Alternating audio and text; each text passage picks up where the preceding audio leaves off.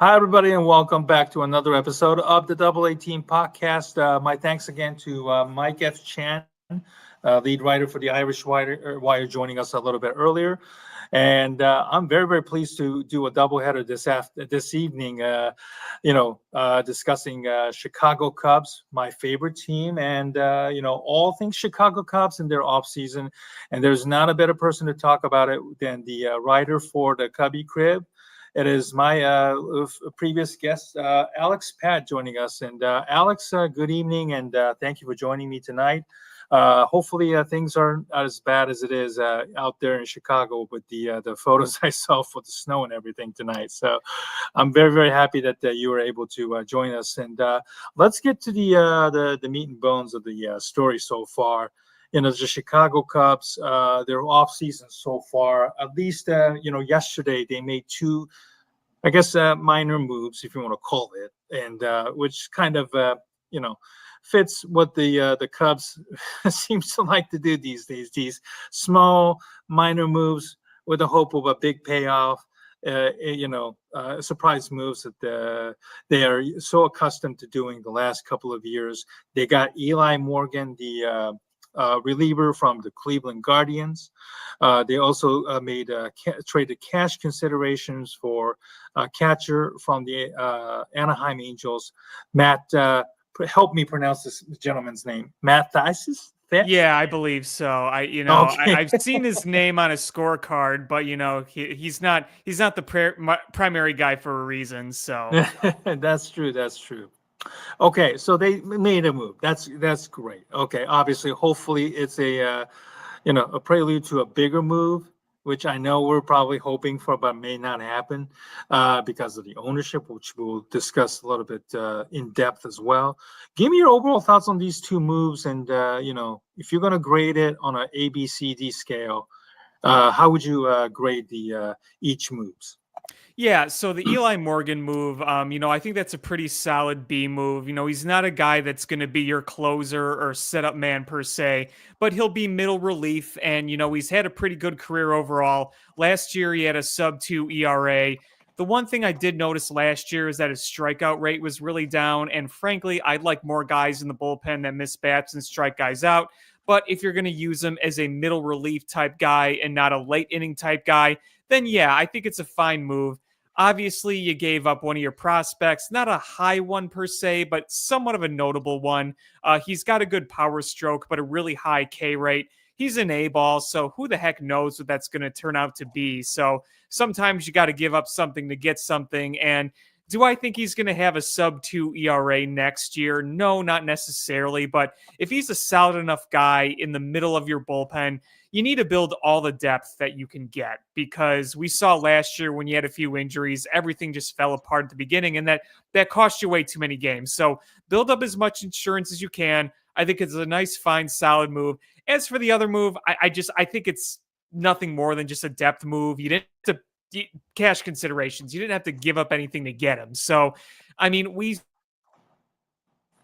make all sorts of moves for depth, whether it's backup third string catcher. Look, last year we brought in Christian Bethancourt. Nobody thought of anything at the time, and he ended up playing pretty well down the stretch for the Cubs. So just a depth move, nothing to read into more. So this is the time of year when you're going to have your marginal moves, because you're working out your 40-man roster with the tender deadline looming tomorrow, and you're going to make some decisions there. So I think that as you move into that, they just needed to make some moves. You wanted to add a guy you could get a jump on that. And then obviously you made a few other roster moves and you protect a few prospects from the Rule 5 draft. So it's your time for marginal moves right now. Mm-hmm.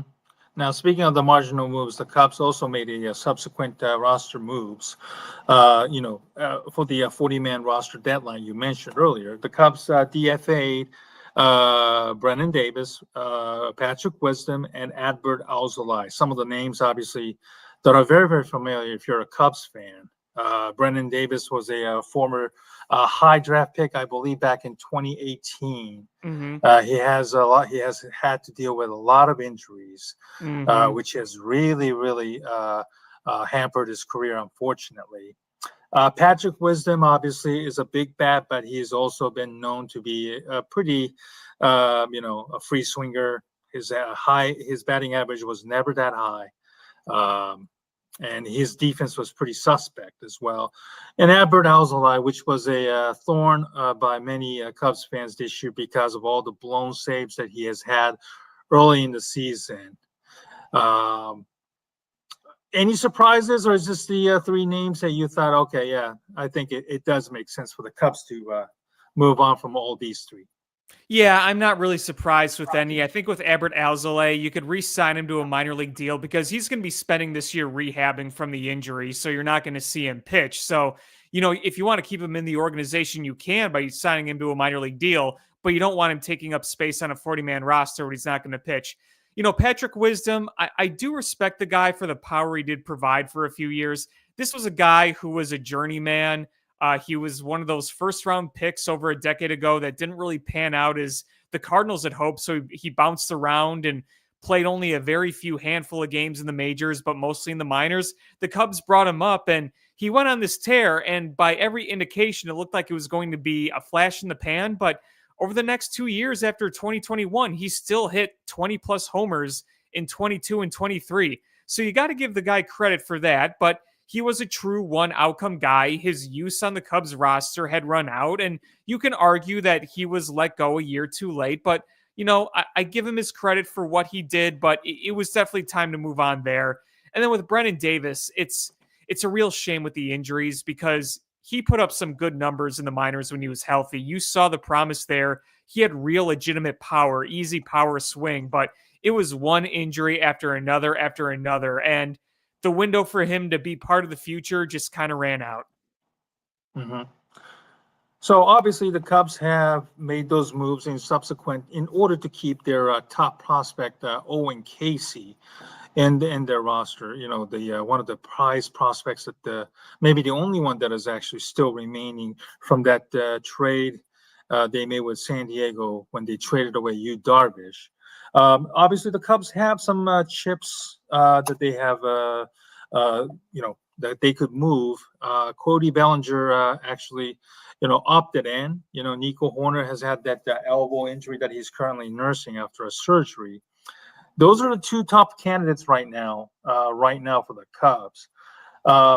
Will any of one of them move, or is there any other candidate that that the Cubs might be also consider moving that we're not even talking about right now? Yeah, I mean, it seems like the most likely just based on how you might maneuver a roster around, because it seems like eventually Matt Shaw is going to be part of your plans sooner than later, whether they have him on the opening day roster or not, because they might want to get that extra year of service time. But at some point next year, Matt Shaw is going to be part of that equation. So you're going to have to make some sort of adjustments here or there. I don't know if that means non-tendering Isaac Paredes. I think they will tender Isaac Paredes. Maybe they try to trade him. Maybe they do try to move Nico Horner, although with the injury, that might make things a little more complicated. And we heard today from Ken Rosenthal that the Cubs are trying to move Bellinger, and I think that's going to just try to create flexibility, both financially and on the roster. Do I necessarily want these two to be moved for the sake of being moved? No, but I do think that eventually you're going to have to try to shake things up, because you could say you want to keep guys because they're valuable, but you also got to remember that we don't want to run the same roster back again for the third straight year, and you're going to have to make changes. Could Michael Busch, even in a weird way, be a candidate? Maybe. If you make a move for Vlad Guerrero Jr., maybe that is part of the equation. But you look at a guy like Ian Happ, he's got no trade clauses. I think it'd be foolish to move on from Seiya Suzuki. You're not going to move on from Pete Crow Armstrong.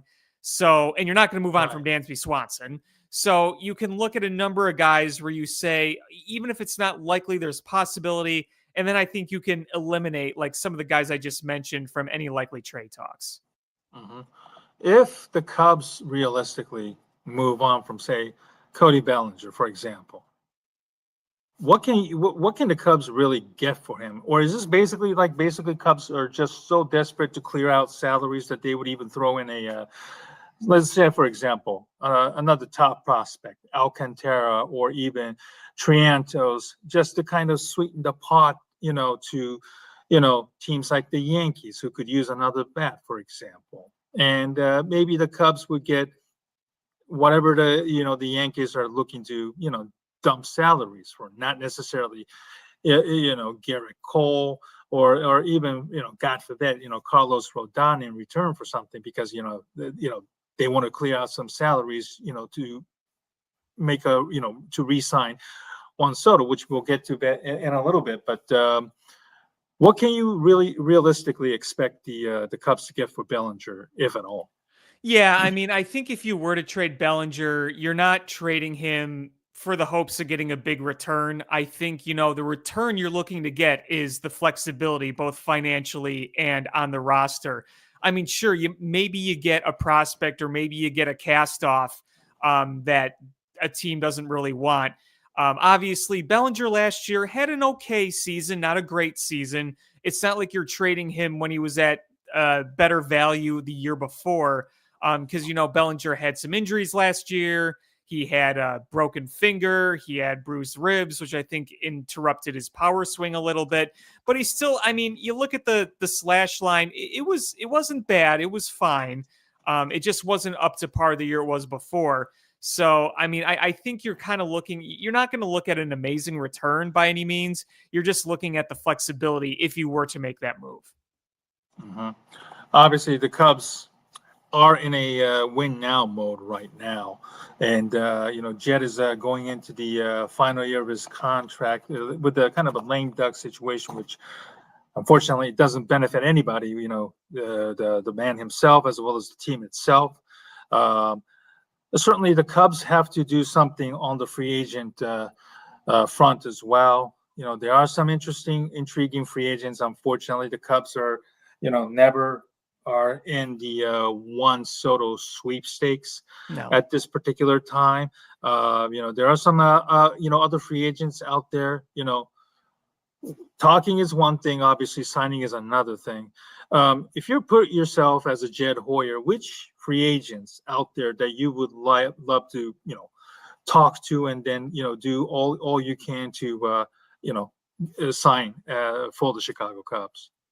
Yeah, I mean, there's one guy out there in terms of pitching that's Max Fried. I don't think the Cubs are going to be going after Corbin Burns. I thought going into the offseason it was very possible they could be in Right. on Corbin Burns because I thought, okay, you got the Craig Counsell connection, and maybe they would be willing to, but I don't think they're going to. And if you're going to pay over $200 million, I like Corbin Burns a lot, but that FIP is going up and that K rate is going down. And I know there's concerns with Max Fried too, with some injury history, but the career itself, when he has been on the field, has been very, very consistent. And I do think that you could get Max Fried for a deal closer to Carlos Rodon than, say, Garrett Cole, if that makes sense, where it wouldn't be as expensive or long as you would a Corbin Burns. So I think if you're not going to get Corbin Burns, I think Max Fried is the way to go. Obviously, I want Roki Sasaki from Japan, the big prospect out of the pitching prospect. He's got really great stuff. He's very young. There's going to be a lot of teams in on him. He's not going to post until the international period, so it'll be after, I think, mid-January when he can officially sign somewhere. So we won't know where he's going to be for a while. But that deal is not going to look very big. That's going to be out of international pool money. You're not signing him as a free agent like you were, like, say, Suzuki or something like that. So you're going to be in on him. I do think they will be in on him. I hope they do land him. Hopefully, Shota Imanaga and Seiya Suzuki can help recruit him a little bit because we have the Japanese connection here in Chicago. We have a very good history with the Japanese connection. So there is that attractive appeal here. Unfortunately, you're also competing with the Dodgers, who have Shohei Ohtani in a World Series to go with that. And I do think, too, you have San Diego in that mix that has a guy like Yu Darvish. So there's going to be some competition, but I do think the Cubs will have some leverage in this. So here's hoping.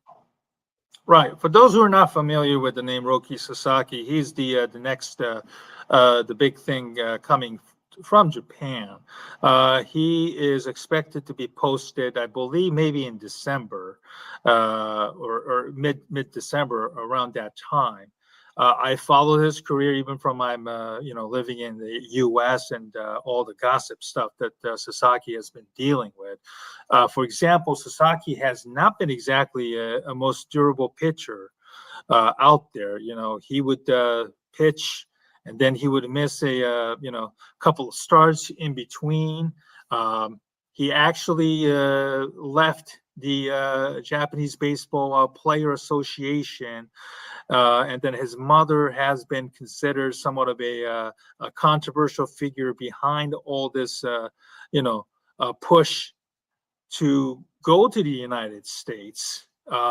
This was all the way even happening last year at this time before he finally decided to show up to camp after accumulating, penalties, kind of like similar to the NFL style holdouts, where players get fined for holding out, etc. But there is a huge immense talent, but at the same time, there are some risks Sure. involving Roki Sasaki, and obviously, a lot of people in Japan have been all but consider Sasaki going to the Dodgers. The Dodgers have been kind of teetering on tampering. Andrew Freeman, even former Dodger, Aiden Gonzalez, the power hitting first baseman, giving, showing up unannounced and stuff like that. So, his agent, ripped the media for calling it, like a Dodgers handshake deal as a poor sportsmanship and so forth, which is understandable because you don't want to be, seen as the guy who, conspiring and no other team has the opportunity to start. But this would be the big get for, obviously for the Cubs, certainly. Other than Sasaki and Fried, of course, but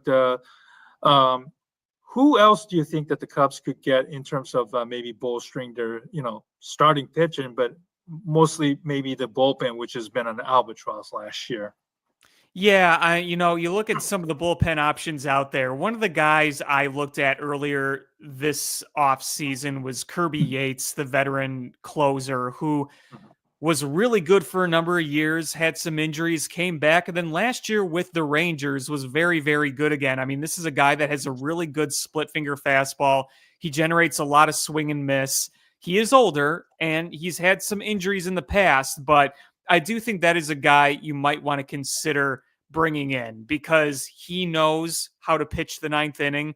So you'd have an option, even if you say Porter Hoge won the battle in spring training, became the closer. It's good to have other guys with closer experience in your bullpen that could be in the back end because, last year we saw it. Albert Alzolay was the closer, and then they signed Hector Neris. Well, Yeah. Hector Neris, his success in his career has been in the 7th, 8th inning, not as a closer, but they didn't really have anyone else to go to, so they put in Hector Neris as a closer, and as we saw, his strength was not in the 9th inning. So I think when you bring in guys like a Kirby Yates who have experience being closers, pitching in that 9th inning, I think you have to look into something like that. Mm-hmm. Which kind of leads me to this next question about this Cubs ownership right now. Obviously, this year's big prize free agent is Juan Soto. Both New York teams are in it, Boston, Toronto, and God forbid, even the Dodgers are now getting into this, talks with, Juan Soto. Everybody wants him. Only one team can obviously get him. And it's unfortunate, the Cubs are not in this. So, as a writer, who followed this Cubs ownership, the Ricketts, why do you think that the Cubs ownership have not been in on the big free agents like Juan Soto? And do you see this as, not necessarily the trend, but this is going to be how it's going to be moving forward? Yeah, I mean, I think sometimes I don't always think it's the money. I think they're scared of giving long contracts. Obviously, the longest they've given over the past few years was Dansby Swanson, 7 years. But the idea And of of course, giving if you go them, back to the, Jason Hayward, 8 years too. yes, yeah. So I think 8+ years scares them. I don't think they want to commit that long for those types of players. I don't agree with it. I mean, Juan Yeah, Soto's only 26. He's in his prime. exactly. And by the time he's old, the contract will look like a bargain. Like that is, Exactly. I mean, look what the Cubs gave John Lester. Could you imagine what in prime John Lester going into that 2015 season would make now compared to Yeah. what he did when they signed him in December of 2014, a decade ago now? That's Mhm. kind of how the economics of baseball works. And what's amazing is how much revenue, how much payoff the Dodgers are getting alone just by having Shohei Ohtani on the team. All the Exactly. endorsements, the international appeal, obviously, winning a World Series, that just brings in so much more revenue. But I don't see them as a team liking to give out these long-term commitments. That really is what I think is a main issue here with them. Right. Well, I'm a frustrated Cubs fan, just Yeah. like you are, and Yeah. it's unfortunate, but hey, you got to spend money to make money. Correct. Scare money doesn't make money. Old adages are so true, especially in this case. But if you have to make a prediction on one or two free agents that the Cubs could sign, regardless of the contractual length or size, who would you put your money on? That's a really good question. I'm not completely sure they're going to do it, but I would not be surprised if they try to go after Pete Alonso because they've been Okay. interested in Pete Alonso for a while Hmm. and they know they need power, like Yeah. legit 30, 40 plus home run power. Right. And They has he need a priced legit him? star power too. That's the big Yeah, problem with the Cubs right now.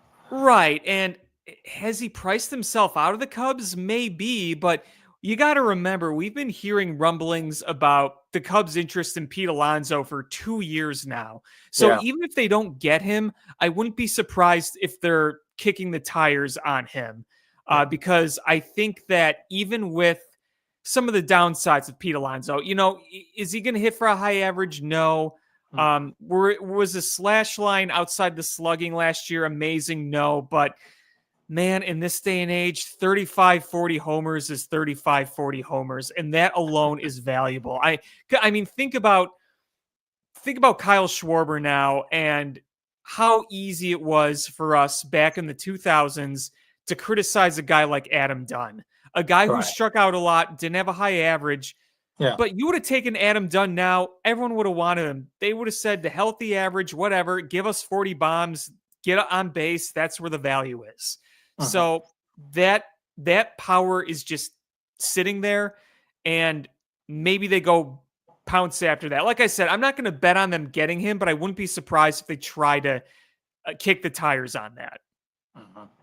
Or what about let's see, Vlad Guerrero? Do you think that's a risky move considering the amount of prospects they have to give up, as well as maybe sign him to a maybe more of a 6-7 year deal in a $300 million range? Yeah, you have to be pretty confident you're going to lock that down and not deplete your farm system for a 1-year rental.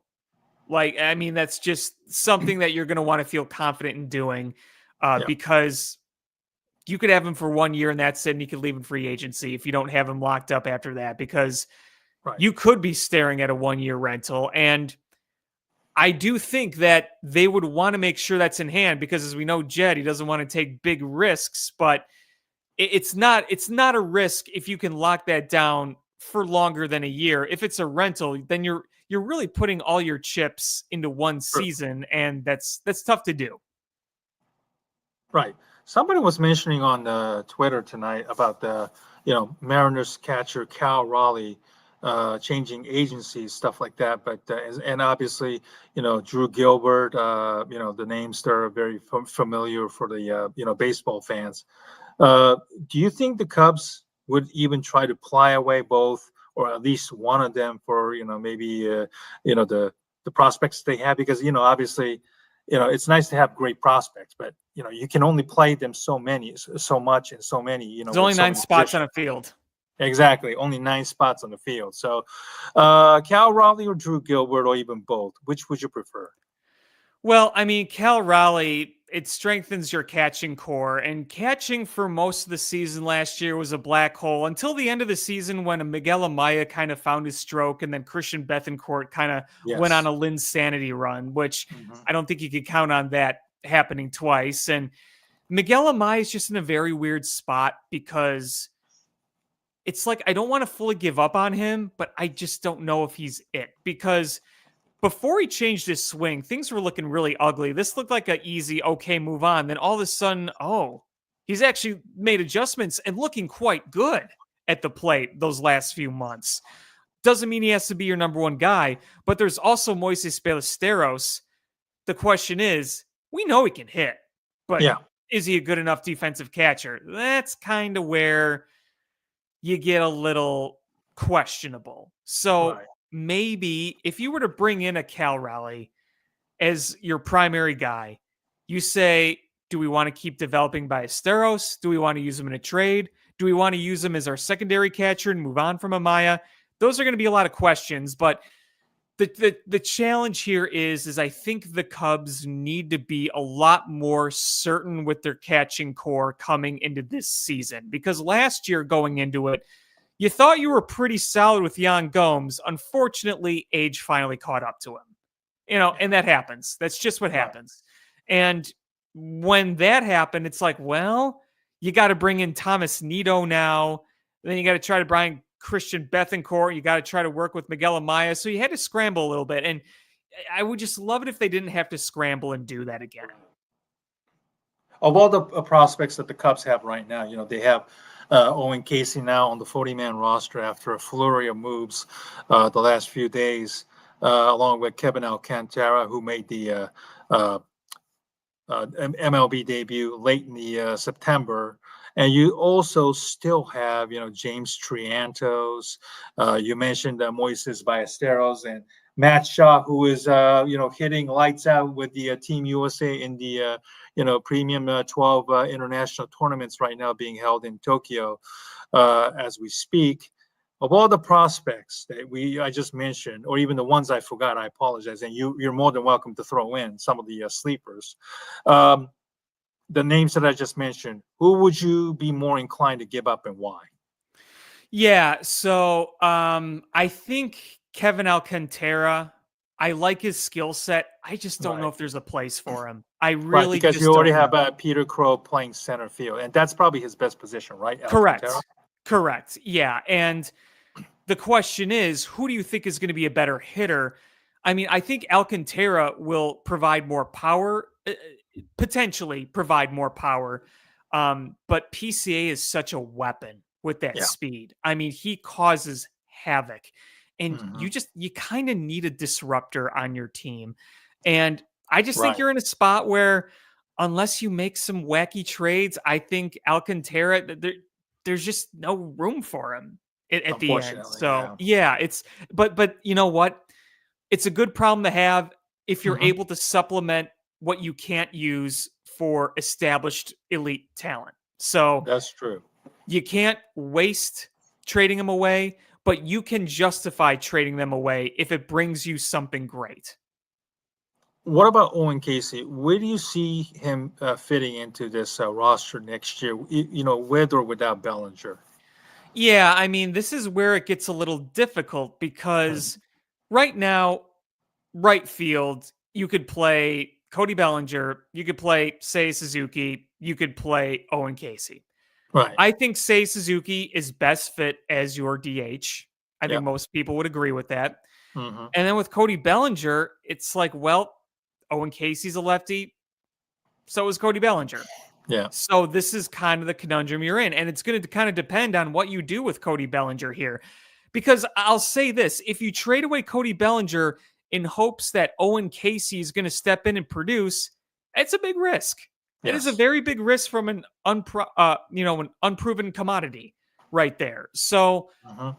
if you do trade away Bellinger, maybe that is a route they take, is by letting Owen Casey play out there. And you have Pete Crow Armstrong in center. And then you have Ian Happen left. So it's I think a lot of the roster construction is going to determine the path of Owen Casey. Yeah, it's a nice problem to have, obviously, but as we've been dealt with Jed Hoyer's timidness, it's time for Jed to do something bold. Obviously, he's a lame duck situation. You can't have all the prospects continuing to play down in the minor leagues. Obviously, Matt Shaw is proving to be a good player. Obviously, he's probably maybe ahead of the schedule as we speak right now. So, if the Cubs aren't going to, spend money on free agency, trade would have to be the only logical option at this point. So, they can be really hesitant about, trading away prospects at this point. And again, you can't play them all, unfortunately. So you have to be able to use that trade chips wisely for Cal Raleigh and or Drew Gilbert or even Brent Rooker or whoever is going to be available on the market. So, I just hope that Jed understands that the position he's in, and Craig Counsell, did a lot, could do only so much in his first year. Right. And I know people make joke that, well, he makes $8 million, he can deal with all kinds of stuff like that. But at some point, making $8 million and having to deal with a mediocre team and organization gets so tiresome. Well, he was tired of it at the end of last year. He flat out said we should be a 90-win team. And I do think now in this offseason, now that Craig Counsell has a year under his belt and he's evaluated what he's had, this is his opportunity to step in the front office and say, hey, here is my thoughts. Because I do think Craig Counsell is going to have some input on how they approach this offseason. Do you see any conflict in that? Or do you feel like this is going to eventually kind of like lead to being a, I don't want to say divorce, especially on the Counsell side, because he gets fed up with the ownership and the front office? Well, that's what I'm worried about. Yeah, I mean, as long as Craig Counsell is allowed to make the input that he wants to put, because they paid him $8 million, and I really do think they paid him to be part of this equation, that they value his input, his outlook as much as they do, and that's why they paid him for that. So I think that Craig Counsell is going to be a part of this, and they're going to let him be a part of this. And, in a weird way, if you want to look at it in a positive light from last year, he had that opportunity to firsthand evaluate what the organization has from top to bottom. Yeah, I hope so. I think, Jed, if he understands his limitations, he can certainly, could use all the help he can get. And, I don't foresee, Counsell as somebody that will be, leaves the dugout and somehow magically joins in as the new Cubs front man or something like that. But hopefully there are no issues between two men, and they have to certainly work together to shape this team, because this offseason is about to get really, really crazy, with all the free agency and everything. All right, let's kind of look at the top free agents and start guessing. My guest tonight, Alex Patt, the writer for the Cubbiecrib, part of the Fansided Network, and co-host of Swirsky Sports, as you can see at the bottom. Where do you see Juan Soto going? I see him going to the Mets. I think that Stephen Cohen is going to pay what he wants. Okay. That's my prediction. What's the number, do you think? Are you talking about maybe like 12 years, 600? Yeah, at least 600 million, maybe just a little north of that. It's going to be a lot of money. Corbin Burns. I think he might go to the Yankees. What about you? Yeah, I think that's definitely a possibility. What I'm curious to see is with this new Orioles ownership, are they going to pony up? Because the old ownership would not. They would absolutely not. Would they be more inclined to do it? Maybe. maybe they see it as unfinished business. They got to the playoffs last year, boom, they were right out. So maybe they look at it with that sort of attitude. Mm-hmm. Alex Bregman, I'm going to probably guess, Yankees or Phillies. What about you? Yeah, it's a good question.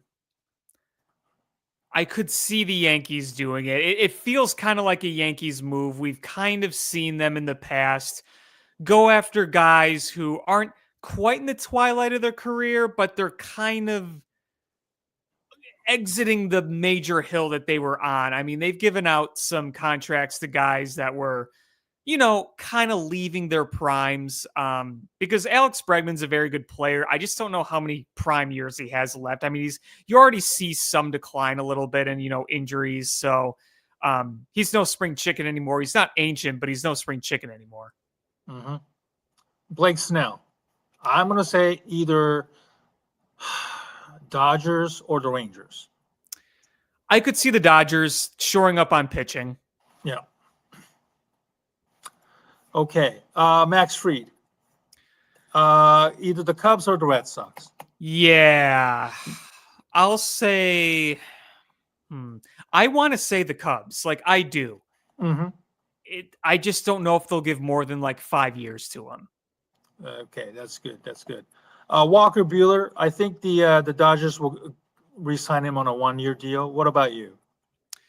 Maybe there's a sleeper out there. Maybe like a Mets pick him up or a Phillies pick him up. I could see him going elsewhere, other than the Dodgers. I think the Dodgers might supplement him for something else. Like, we mentioned Blake Snell. Right. I could see them trying to do something like that. Anthony Santander, I believe I pronounced it correctly, the outfielder for the Orioles. I could probably think maybe.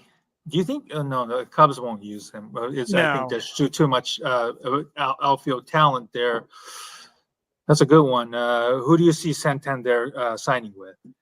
So that's another one I could see the Yankees going after, adding another bat somehow, another power bat. That's an interesting one because that's another one where I could kind of see a sleeper team coming in there and trying to make a move for him. Mm-hmm. There are plenty of teams out there that could use another power hitting lefty. So that's true. That's true. Oh, I forgot about this one. This was a pretty big name, Willy Adames. Oh, that is a good one. That is a really good one. He's not going. I don't think he's going to go back to the Brewers. I think he's going to want too much money. Oh, I'm going to predict maybe the Dodgers because I know they could use another infielder there. And, if the Juan Soto thing doesn't work out, maybe the the Dodgers could turn to Adames on I would say maybe 6-7 years, $210 million or something like that. It's interesting you mentioned that because I think if you look at like backup options for the Dodgers when it comes to not landing Juan Soto, and I really don't know if they actually will get Juan Soto because I think Juan Soto might want to stay in New York, whether that's with the Mets or the Yankees. Right. But he could become the face of the either team. Obviously, sharing with Shohei Ohtani probably would not sit well with him. Yeah, I don't know. There's just some weird thing telling me that he's not going to go to LA and yet watch him end up going to LA. But I do think that if you look at two fallbacks that the Dodgers could do, Willy Adames could be one, and re-signing Teoscar Hernandez could be the other one. So, like I said, we know he's not going to go back to the Brewers, but kind of just looking at some rumors now, I've seen teams like the Braves come up. I could see that. And then a lot of them bring up the Dodgers. So I think the Dodgers is a pretty solid prediction. That's true. That's true. Let's see. I think those are probably the most noticeable names that I can think of on top of my head in terms of, people who are obviously. Oh, I forgot. Maybe is Christian Walker a free agent too? I'd have to The first look. baseman with the Diamondbacks, I believe. Yeah, let's see. Christian Walker. I That's believe one I maybe haven't the thought about. yeah. Yeah, he's a free agent. He is. And last year he had 26 homers. So he declined the qualifying offer. So he wasn't before because they could have given him the qualifying offer, but since he declined that, he is now a free agent. So, Hmm. you know, maybe they re-sign him. Um, because I do think that it is Yeah. possible. And He's pretty old too. I think he's 33 from what I just looked at. yeah, I think he is another possibility for some of those East Coast teams too, like a Yankees or a Red Sox. There'll be teams out there that are interested in him. Hmm. Maybe even the Cardinals. If they don't bring Paul Goldschmidt Ah, back and they want, someone to kind of step in there, yeah. maybe they go after him. As a Cub fan, when you look at the Cardinals right now with all the problems that they've been dealing with, the front office and the attendance issues, are you kind of surprised where the Cardinals are right now, or is this this is something that you kind of foresaw, it's been building for some time? Yes and no, because I never thought I'd see the Cardinals in turmoil just from a franchise perspective. But if you just looked at them without the red lens and Yeah, you're just like, they're signing a lot of older guys. that's You're true. relying on Gold because we've seen before our eyes Goldschmidt and Arenado, that duo, Mhm. those they're not spring chickens anymore. Neither They're of those not, they're guys. not. Right. And their minor league system isn't what it used to be either. Yeah, I mean, they were always known for bringing up guys, and I think they're starting to replenish a little bit, but for a while, it wasn't quite what it was, to your point. And then, you look at their pitching, it's like, okay, Kyle Gibson, what's left of Lance Lynn, you were kind of just, they were kind of patchworking and cobbling things together, and they didn't scare you. Even with Arenado and Goldschmidt, the team just never really intimidated you that much. No. And it showed the last few years. They haven't been anything that great. So I think they're going to retool and be very good again at some point, but it will take a little work this season. Right. Of the teams in the division that's in the Cubs, Reds, Cardinals, Pirates. Out of those three, I'm going to remove Milwaukee out of the equation because Sure. they're the division champs. Um, which of the three teams scare you the most? Boy, getting Terry Francona in Cincinnati. If that team's healthy, I don't think they're going to be a super team, No, but I do think they're going to be in the mix, but they have to be healthy because that's last true. year That's they true. were so banged up. Matt Mhm. McClain was banged up. Uh, I mean, that's just one example right there. They had a Right. number of guys. Ellie De La Cruz is a very good player, but he can't carry the team by itself. They need their pitching to kind of be a bit more consistent. Obviously, Hunter Green's very good. Is Abbott going to be consistent going forward? Right. Um, and I bring back Matt McClain again because he was really good in 2023, and then missing most of the season that really did hurt the Reds. So you need to get them healthy again. But boy, when you got young guys and you bring in Terry Francona, that is a little concerning. And the Pirates, again, they're not going to be a great team, but it's like they got guys now. You got Paul Skeens now, and I think O'Neal Cruz, when he's healthy, is a force to be reckoned with. Right. I really liked Key Brian Hayes a number of years, but he's had a number of injuries. He just hasn't quite reached what we thought he'd be yet, but I still think there is talent there. Um, you know, they've accumulated so many prospects over all these bad seasons. But the thing is, they're not going to make a big splash. They're not going to sign any big free agents. Maybe they make a little trade and a few small signings, but they're not going to go out there and spend. And you look at the Reds too. I don't think they're going to be spending a lot of money. Will they make some trades? We've seen them in the past make trades before. Yes. I don't think they're afraid to make trades, but it's not like they're going to be in on Juan Soto or Corbin Burns or anything like that. Right. And that just makes it even more tougher and frustrating for the Cubs fans that Right. the ownership aren't committed to winning, the Central Division. It's there for the taking for the last It's couple been of there years. for the taking for the last. Yeah, Exactly, exactly. And Milwaukee will obviously lose Adames and maybe a few other players. Adames being the obviously the prize player, but somehow I have more confident that they'll find a way to win. Well, look at Jackson Chourio. Like, that's a stud in the Exactly, making. that's the guy that they have now that they can certainly build their team around. Yeah. All right, let's end on the other Chicago team. That's the White Sox. Worst team in modern Major League history in terms of their wins and losses. They hired a new head coach, new manager, excuse me, in Will Benabo. Obviously, Garrett Crochet is the name that is being thrown around in the trade market.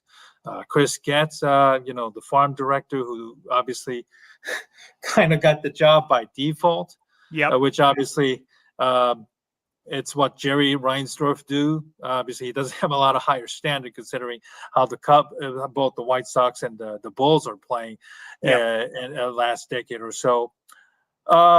Do you see Garrett Crochet being traded?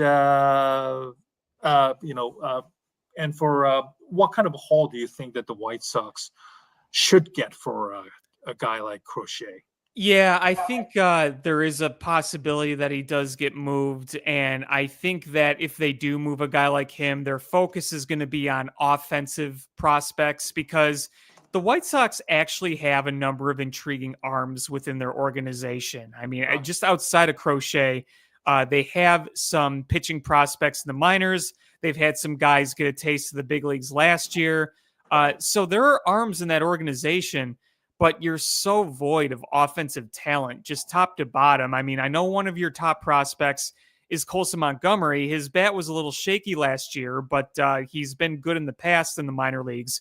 But I really do think they need to focus on getting some offensive guys, whether they're on the cusp, whether they're in Major League Baseball or they're prospects. They need more bats. Right. And I think they also told Yohan Moncada that they're done with that. You can go elsewhere now. They that's declined another that. That's another bat that they're going to miss in their lineup. Even though he has been very, very injury prone so far this year. I want your one last thoughts on the Cy Young Awards for both leagues and also the MVP tonight. MVP Aaron Judge, NL MVP Shohei Ohtani. No qualms there. Nope. Yeah, I mean, it was pretty predictable when you have Aaron Judge putting up the numbers that he does every year. I mean, yeah, you got a number of good guys. I mean, Juan Soto was his teammate, was a good candidate for MVP, but he wasn't beating Aaron Judge in that race. And then, Shohei Ohtani is Shohei Ohtani. It's really hard to beat that, even when you have several MVP candidates also on your team, when you have a Mookie Betts and a Freddie Freeman in that lineup as well. But, and Francisco Lindor was a candidate as well. He had a really good year. Bryce Harper puts up good numbers. You have your guys that are in that. I mean, nobody really from the Central was going to be an MVP, really. Right. I mean, it was it was just obvious. Basically a class on its own with the 50-50 and everything. Yeah, so, you weren't doing that. Yeah. Cy Young, Chris Sale, NL, obviously former White Sox and Red Sox. And then the American League Cy Young Award winner, Tariq Skubal. Terrific season. He just basically carried the Tigers into the playoffs. And obviously, as somebody who lived out in the Michigan area, his stuff was filthy and he was just amazing. No qualms there, too? No, Tariq Skubal was obvious, and I believe it was unanimous or close to it, whatever. I mean, it was as obvious of a choice as you can get. And, as someone that really does like the Detroit Tigers, I'm very happy for him. I'm happy that he helped revive baseball in Detroit, because I could say one thing about Detroit is that English D, those uniforms with that classic English D, are some of the best in baseball, best in sports, really. Well, listen, thank you very much for your time, Alex. And please make sure to follow Alex, as you can see there on his X handle there. He's also a writer for the Cubbiecrib.com, part of the Fansided network as well. Thank you very much. I know we were talking about doing this next week at this time, but it was also the day before Thanksgiving. So I want to wish you and your family a happy Thanksgiving, and I look forward to doing this again, hopefully before the the start of baseball season, to kind of catch up what the Cubs have done so far before spring training. Thank you, Alex, and hope to have you on again very, very soon. All right, Steve, thank you, and happy Thanksgiving to you and your family as well, and look forward to doing this again.